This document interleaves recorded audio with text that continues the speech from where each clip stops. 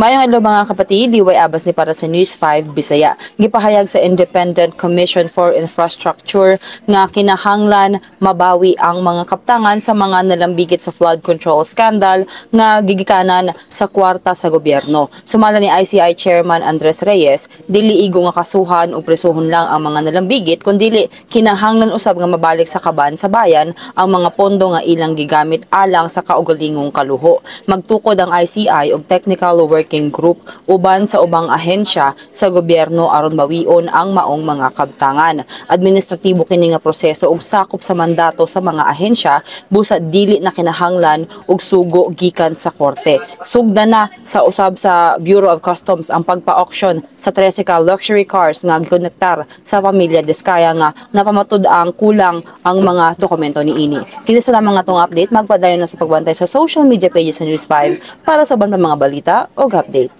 Amping tangtanan.